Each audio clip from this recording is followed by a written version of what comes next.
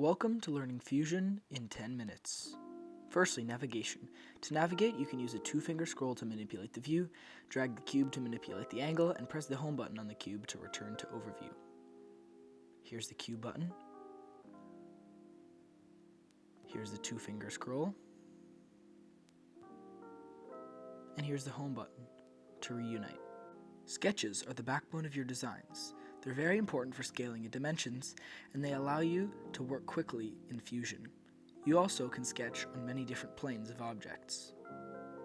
Here's me sketching. I select the bottom plane before starting the sketch.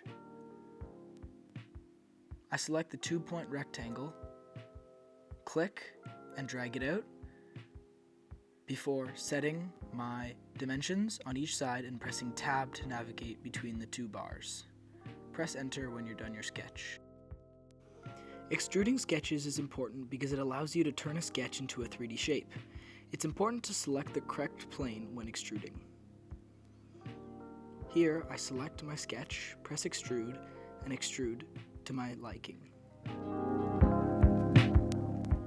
Now you try what I just did. Make a square sketch, extrude it into a cube, and play with those dimensions. Next, making holes. Holes are a sketch made on a plane with a negative extrusion. Make sure a hole of any shape is in an object. Here I place the hole, resize it, and extrude it into the object. Press Enter when the hole is satisfactory.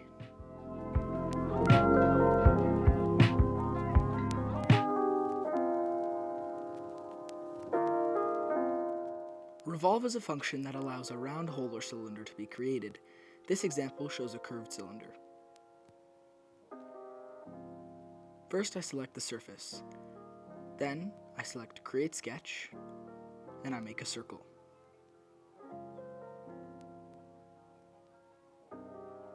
After finishing the sketch,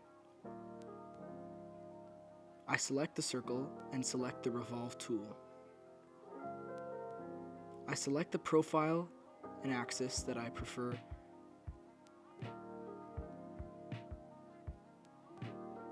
And then I join the revolve with my original body. Shapes. Different shapes can be sketched using the various shape tools. Shapes have a center point and a 2-point, meaning that they are either dragged from the center or from 2 points on opposing ends. First, I create a sketch and select the plane that I desire, which is the top of the cube. Then, you can see there are several different options of shapes, and if you press Create, you get a drop-down menu of many different shapes. Each shape has a few variations, such as center point, 2-point, etc. I create a center point circle. Finish sketch, and there you go. Fillet, not pronounced filet. Once a surface is selected, the fillet tool can be used to round off that object. First, I select the fillet tool, and then I select the corner that I would wish to fillet. Then I drag the arrow to fillet the corner.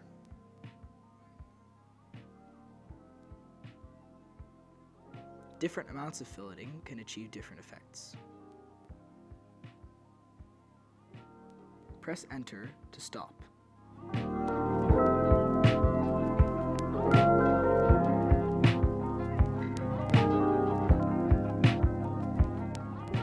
A chamfer is similar to a fillet, but instead of rounding the edge, it softens it with a 45-degree angle.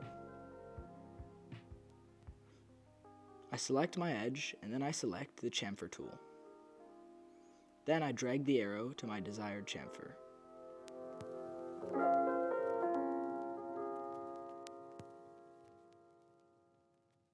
The Combine tool allows two bodies to be combined and treated as one object. In the example here, I move one cube into the other using the Move tool, discussed later.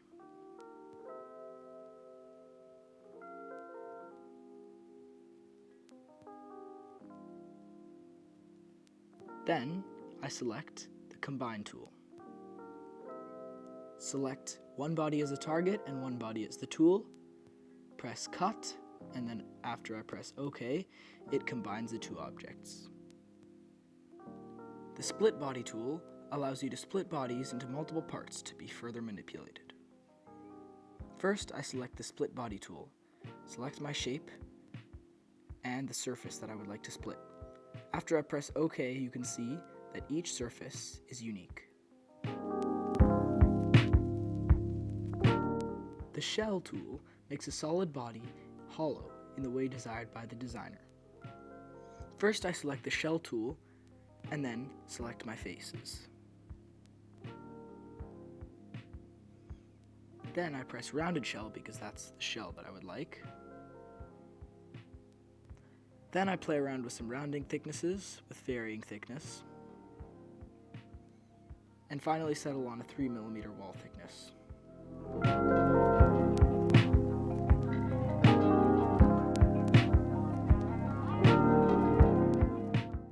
The scale tool allows for an object to be scaled up or down in the work plane. First, I press Modify and then Scale, selecting my piece and my point. Then I drag the arrow once my piece and point are selected in order to scale up or down. The Material tool allows for an object to have a unique material to simulate the final look of the design. First, I select the object and then press A. A library of materials opens up. Simply download the material and drag it on. I select ABS and drag it onto my body.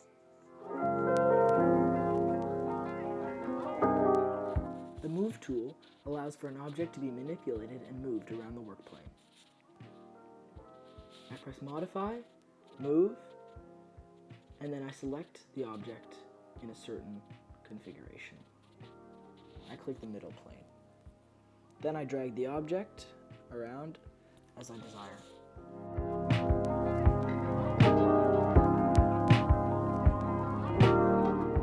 The Press Pull feature allows for an object's surfaces to be edited and moved. First, I select the surface and then the Press Pull feature. Then you can drag each surface out independently.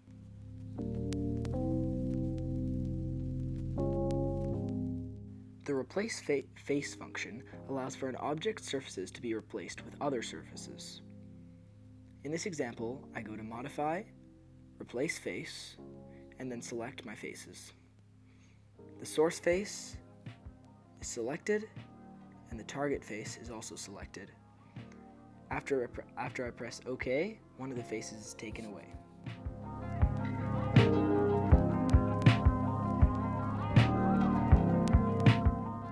The Measure function allows for an object's surfaces to be measured precisely. In this example, I go to Inspect, Measure, and then click on two surfaces.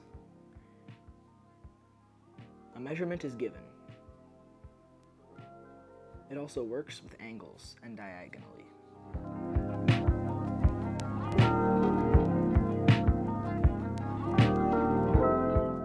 The Offset Plane feature allows for a plane to be moved into a unique place for sketches. First, I press Construct, Offset Plane, select where I want the plane to be, and then I can manipulate the location of this plane. Sketches can also be put onto this plane, so it's quite a useful tool if you want an object in a harder to get place.